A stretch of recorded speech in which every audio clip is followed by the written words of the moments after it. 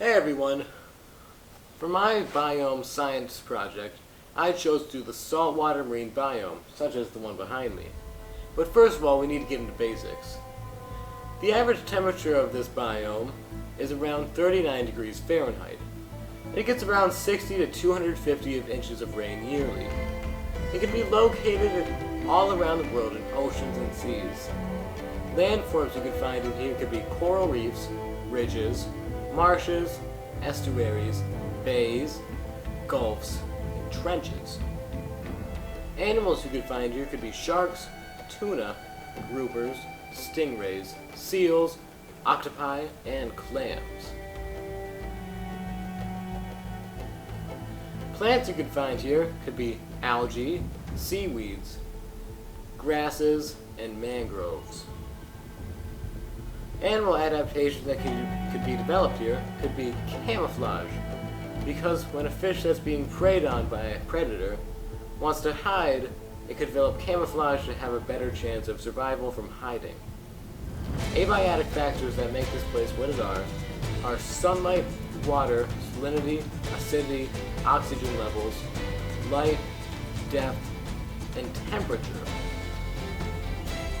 And did you know that 70% of the world is covered all in salt water? So that's why I can't do all of it. So that's why for a more specific ecosystem, I'm choosing to do the Great Barrier Reef.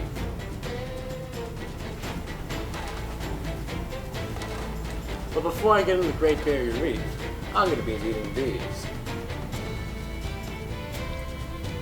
Because the Great Barrier Reef is usually between 68 and 97 degrees Fahrenheit, which is pretty hot. It gets around 78 to 80 inches of rain per year. It can be located off the coast of Australia in the Coral Sea, which is a part of the Pacific Ocean. Landforms you can find here are coral reefs, keys, and islands.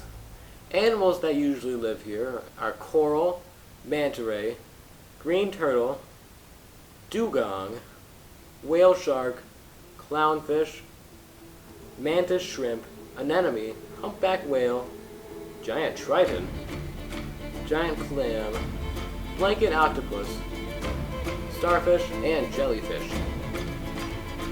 There aren't many plants that live here because it's underwater and very salty, which makes it hard for plants to thrive. But the plants that do grow here are algae, red algae, seaweed, sea grasses, and sea lettuce. Animal adaptations that can develop here could be developing bright color to show they are poisonous and to camouflage from predators. If they are showing they are poisonous, then predators will most likely stay away because they don't want to be poisoned. Abiotic factors that make this place what it is are temperature, sunlight, buoyancy, viscosity, light penetration, salt, gases, and water density. Did you know that the Great Barrier Reef is visible from space, just like how it is behind me? And it contains over 2,900 separate coral reefs, as well as 900 islands. That's pretty big. A mutualistic relationship is when two organisms benefit from each other. Two examples of these here are when clownfish use anemone as protection and to lure and prey. In return, the clownfish fertilize the anemone with feces. Also, coral provides algae with a protected environment and compounds needed for photosynthesis. The algae in return produces oxygen to help remove the coral's waste. A parasitic relationship is when one organism benefits while the other is harmed. Two examples of these are how crown-of-thorns starfish eat and destroy coral to reproduce. Also, sea lice attach to fish and feed off their body fluids until they die. Communalistic relationships is when one organism benefits while the other isn't harmed or benefited. Two examples of this here are jellyfish that provide a safe shelter for small fish, and shrimp that blend in with a feather star. Due to global warming and climate change, oceans are getting warmer. This is a problem because coral cannot survive in warmer environments.